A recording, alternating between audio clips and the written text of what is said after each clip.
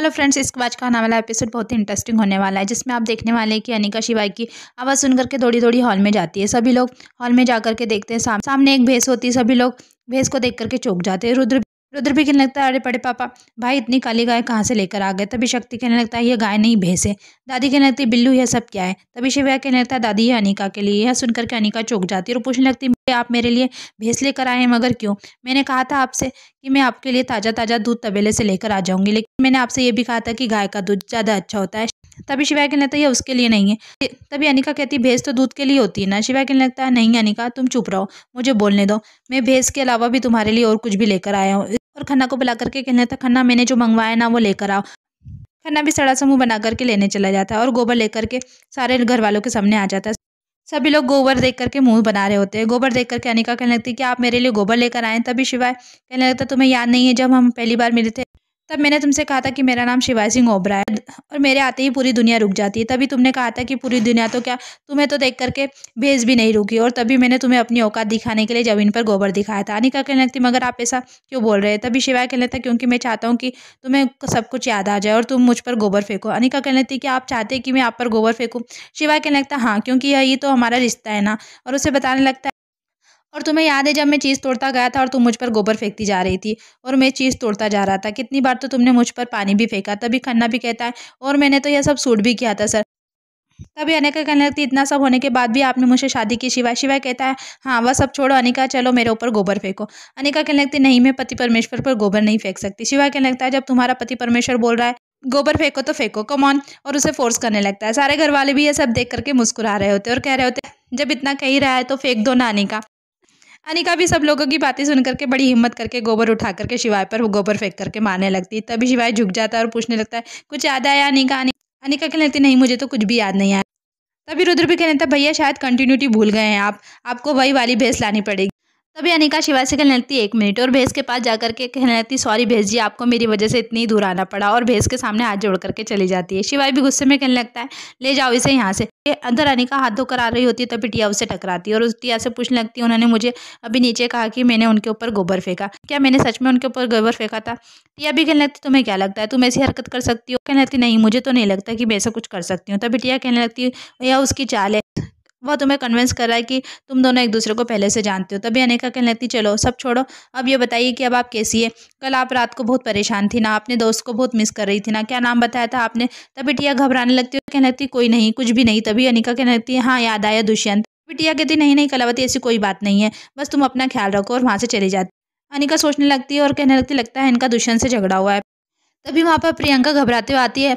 अनिका प्रियंका से पूछने लगती, क्या हुआ प्रियंका, सब कुछ ठीक तो है ना? प्रियंका बताती है, नहीं भाभी, सौम्या पता नहीं कहाँ चली गई है, फ़ोन भी नहीं उठा रही है। शिवाय भी रुद्र से पूछने लगता है, सौम्या कहाँ चली गई? रुद्र भी शिवाय से कहता है, भैया मैंने सब दूर सौम्या को ढूंढ लिया है, लेकिन सौम्या का कहीं पता नहीं चल रहा है। शिवाय कहने लगता है, सौम्या हमारी रिस्पॉन्सिबिलिटी है, तुम्हें उसका ध्यान रखना चाहिए रुद्र। तभी अनिका भी आकर के शिवाय को चिट्ठी देती है और कहने लगती है, सौम्या के कमरे से मिली है। तभी शिवाय वो चिट्ठी पढ़ता है, जिसमें लिखा होता है, रुद्र, मैंने तुमसे यह कभी एक्सपेक्ट नहीं किया कि तुम मुझे अपनाओ या मेरी शादी को एक्सेप्ट करो, मगर तुमने उस दिन मुझे जो कहा ना, उसके बाद तो मुझे इस घर में नहीं रहना चाहिए। तुमने कहा कि इस घर में जो भी प्रॉब्लम आई है वो सब मेरी वजह से, फिर मुझे इस घर में नहीं रहना चाहिए, तो फिर मुझे इस घर में रहने का कोई हक नहीं है, इसलिए मैं जा रही हूँ। क्योंकि मैं नहीं चाहती कि मेरी वजह से तुम्हें और तुम्हारी फैमिली को कोई भी प्रॉब्लम हो, क्योंकि तुम्हारी फैमिली बहुत ही अच्छी है। चिट्ठी पढ़ करके शिवाय रुद्र को डांटने लगता और कहने लगता, यह सब क्या है? तू तो कह रहा था कि तुझे नहीं पता सौम्या कहाँ गई है, लेकिन तेरी वजह से वह घर छोड़ करके चली गई है। यह सब देख करके स्वेतलाना और टिया बहुत खुश हो रही होती है और एक दूसरे से कहती, कितना मज़ा आ रहा है ना इन लोगों को ऐसा देख करके। टिया कहने लगती है, अभी से इनका यह हाल है तो आगे क्या होगा? जानवी इंजर्ड है, तेज ओम को अपना दुश्मन मानता है और ओम आपको पैसे देने के लिए जुटा रहा है। अब तो रुद्र और सौम्या के बीच भी और अनिका की भी याददाश्त चली गई। बेचारे ओबराइज, इतनी सारी प्रॉब्लम और सॉल्यूशन एक भी नहीं। उधर रुद्र शिवाय की बात सुनकर के सौम्या का फोन लगा करके पता लगाने लगता है और उसके दोस्तों को कॉल करके सौम्या के बारे में पूछने लगता है। तब मैं अनिका रुद्र के पास आकर के कहने लगती, बहुत फिक्र है ना आपको भैया सौम्या की, इतनी फिक्र सौम्या की है तो फिर उसे जाने क्यों दिया, फिर उसका दिल क्यों दिखाया आपने? तभी रुद्र कहने लगता है, काश भाभी मैं आपको समझा पाता, यह सिचुएशन और रिलेशनशिप बहुत ही कॉम्प्लिकेटेड है और हम दोनों की लड़ाई ज़रूर थी, मगर मैंने यह नहीं सोचा था कि वह घर छोड़ कर चली जाएगी।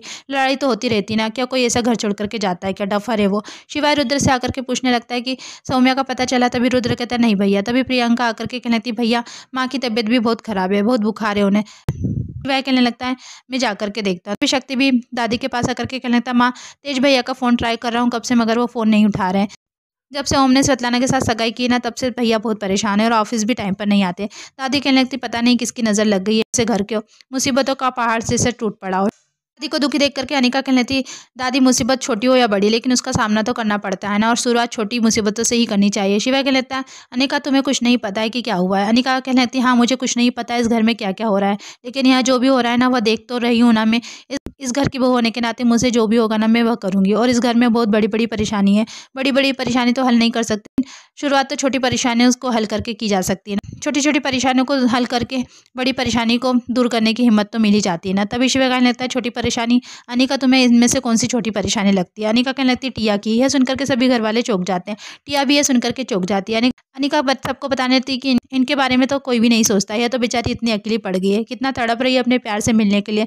तुम शिवा कहने लगता है तुम यह क्या बोले जा रही हो अनिका। अनिका कहने लगती है मैं तो वही बोल रही हूँ जो मैंने देखा है, मैंने महसूस किया इस बारे में। शिवा टिया से पूछने लगता है किस बारे में बात कर रही है। टिया कहने लगती मुझे नहीं पता और अनिका को चुप रहने के लिए कहती है। अनिका कहने लगती नहीं जब आपने मेरी इतनी मदद की तो मेरा भी तो फर्ज बनता है ना कि मैं भी आपकी मदद करूँ। और कहती मैं जानती हूँ आप अपने प्यार को मिस कर रही हो, और जिसे मिस करते हैं ना तो उसे फ़ोन कर लेना चाहिए। और टिया का फ़ोन ले लेती है और कहने लगती है यही उनका नंबर है ना जिसे आप मिस कर रही है, मैं उन्हें कॉल करके बता देती हूँ कि आप उन्हें कितना मिस कर रही है। मगर टिया मना करने लगती है। अनिका कहने आप डर क्यों रही है, आपने प्यार किया, आप डरिए मत, कॉल करके सब कुछ बता दूंगी मैं आप, और डरिए मत। जिससे प्यार करते ना उससे ज़्यादा नाराज़ नहीं होते, और अगर वो रूठे ना तो उन्हें मना लेना चाहिए। तभी टिया कहने लगती है क्या बदतमीज़ी है, मेरा फ़ोन वापस दो। अनिका कहने लगती है आप जिद क्यों कर रही है, मैंने सोच लिया मैं आपकी बात उनसे करवा कर रहूँगी। तभी शिवाय भी कहने लगता है अनिका तुम किसकी बात कर रही हो। अनिका कहने लगती है दुष्यंत की। तभी शक्ति पूछने लगता है दुष्यंत कौन है। टिया कहने लगती है आई डोंट नो शक्ति अंकल। अनिका यह क्या कह रही है। तभी अनिका कहने लगती है मैं दुष्यंत को फ़ोन कर रही हूँ। टिया अनिका से फ़ोन लेने की बहुत कोशिश करती है मगर अनिका फ़ोन लगाने लगती है। svetlana टिया को समझाती है इतना नर्वस क्यों हो रही हो, करने दो ना उसे फ़ोन, फ़ोन ही तो कर रही हो, तुम तो ऐसे बिहेव कर रही हो जैसे रॉबिन को वो फ़ोन करेगी और वो फ़ोन उठा लेगा, वो तो मर चुका है ना, करने दो उसे फ़ोन, कुछ नहीं होगा। तभी अनिका कहने लगती है फ़ोन लग गया। यह सुनकर के टिया घबराने लगती है। अनिका स्पीकर ऑन कर देती है, दुष्यंत की मोबाइल की रिंग बजने लगती है। दुष्यंत फ़ोन उठा करके कहने लगता है हेलो। अनिका भी कहने लगती है हेलो दुष्यंत। टिया रॉबिन की आवाज़ सुन करके चौंक जाती है, सोचने लगती है रॉबिन यहाँ कैसे हो सकता है, और जोर से चिल्लाने लगती है और बेहोश होने का नाटक करती है। उसके बाद शिवाय डॉक्टर को फ़ोन करके चेकअप करने के लिए बुलाता है।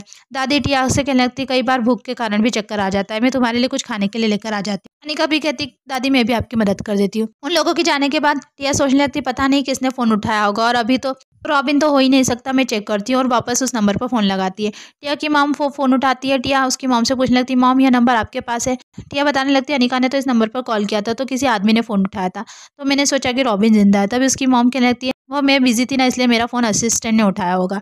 तभी टिया कहने लगती मुझे ऐसा लगा। तभी शिवा वहाँ पर आ जाता है और उससे पूछने लगता है तुम्हें क्या लगा। टिया वहाँ पर शिवा को देख करके चौंक जाती है। एपिसोड यहीं खत्म होता है। आगे की अपडेट के लिए हमारे चैनल को लाइक कीजिए, सब्सक्राइब कीजिए। Thank you.